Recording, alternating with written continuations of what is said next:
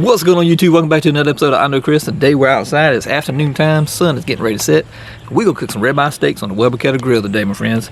These are the grass-fed beef ribeye steaks that we got from ButcherBox.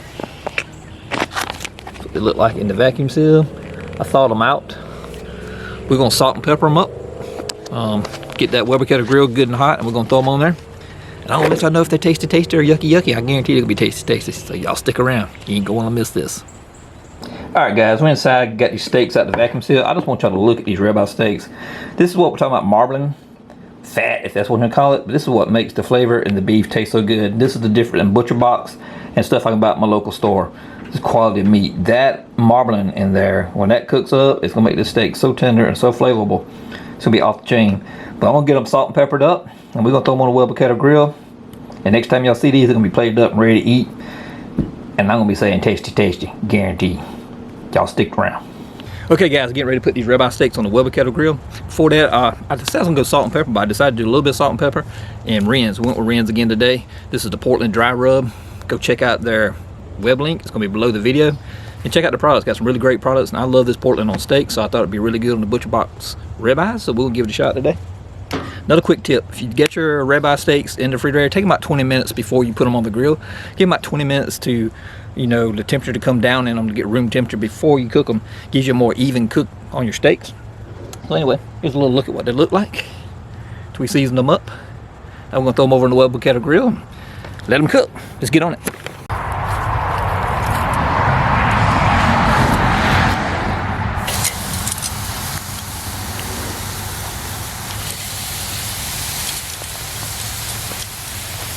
Also want y'all to notice I didn't use much charcoal. You don't have to have a lot of charcoal when you go grilling steaks on the Kettle grill. A lot of people think you gotta have a whole grill full of charcoal. You don't. This was basically one chimney full of charcoal that I put in here. You don't have to do that. You don't have to cook with a whole bag of charcoal. Just enough to cook your steaks. 2 steaks. I don't need 5 pounds of charcoal. I don't. That's probably not even a pound, half a pound. If even that, just a chimney full. And it cooks a little slower. I mean, I could have thrown it on flaming hot and seared them real quick, but that's the way I want to cook them a little slower. But trust me, that is very hot. I let that grate get really good and hot before I put the steaks on there. And we're going to do about 2 to 3 minutes on this side, flip it, 2 to 3 minutes on that side, flip it, we'll rotate it, maybe one more time, and that's it. We're going to get them up off here. That's all how long we're going to cook these ribeyes. I want these ribeyes to be about medium rare, red on the inside, pink, as a lot of people call them. I don't like to overcook them because ribeye steaks should be always cooked about medium rare. Tasty. Catch back up with you in a little bit. All right guys, you see right here, let them go about 2 minutes, and I flipped them. Got a nice little sear on this side. I'm gonna do them 2 more minutes on this side, and then we may flip them one more time. I'm looking about temperature between 135 140 is what I want them for medium rare. Y'all stay tuned. All right guys, got the ribeyes up off the Kettle grill. I did about 6 minutes on the cook. That's it. Here they are. Tasty looking already. I've not cut into them. You see juice still coming out the top of those. You don't want to cut into your steaks when you take them up. You want to let them rest. That's what we're going to do.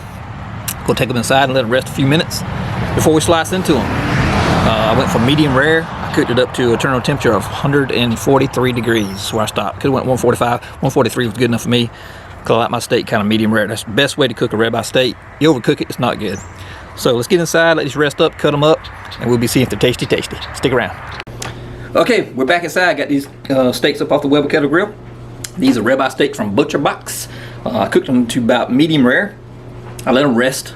Always let your steaks rest once you take them up because you want the juices to stay inside the steak. So tasty extra. As you can see, before we cooked these, had a lot of fat in them. You can see it marbling, as people call it. Adds to the taste and the juiciness of the steak. I took these steaks out, straight out the freezer, put them in some cold water, about 20 minutes, and they were thawed enough to go ahead and season them up. Started out, I was going to go with salt and pepper, but I ended up going with Portland by Ren's. Go check out the link below this video. Awesome seasoning. And that's why we went real lightly on these steaks, because I didn't want to drown out the good beef flavor of ButcherBox, because they got really good beef, grass-fed beef. So it's a big difference. But let's give them a little taste here, my friends. As you can see, cooked them medium rare. Got a little pink in them. It's a big bite.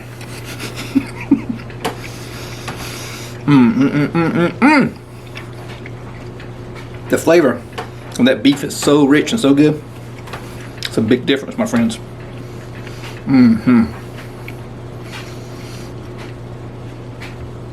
So tender, so juicy. Taste all that juice of that meat, that Portland seasoning. Put just enough on there. You can taste it. Come out great. There's not much else I can say about this. If you ain't already tried ButcherBox, I'll put their link down below too with Ren's. Go check out their products. Different packages, different prices. So far, everything we've cooked out of there has been great. Like I said, put these on the Weber Kettle grill today, which is a small amount of charcoal. As y'all seen, you don't have to have a whole grill full of charcoal. For 2 steaks, cook for 1 or 2 people, just enough to get the fire in the grate good and hot. Sear both sides and let it cook, because you don't want to overcook ribeyes anyway. So, you know, let me cut a little piece of steak off while I'm talking to y'all, jibber jabbing, because I'm a little hungry. But you can't go wrong with ButcherBox. I haven't found nothing at ButcherBox so far that I just dislike. It's all good. Tasty, tasty. So tender and juicy. My God. Melts in your mouth. Gone. Had a big piece in my mouth a while ago. And pick it up like a caveman. Just eat it. Anyway, that's going to wrap this video up. If you haven't already did it, hit that subscribe button down there, please. You can hit the join button if you'd like to join. If not, that's fine. Please hit the subscribe button. Give me a thumbs up, thumbs down if you did like the content, because everybody's opinion counts. Leave those comments. I appreciate each and every one of y'all that leave a comment on my video. I'm responding if you're liking these videos of the ButcherBox. I'll be cooking some more products out of the ButcherBox and doing some more reviews on them. But so far, ButcherBox gets 2 big thumbs up from I Know Chris. They're awesome. And until the next time, my friends, y'all stay safe and keep tubing.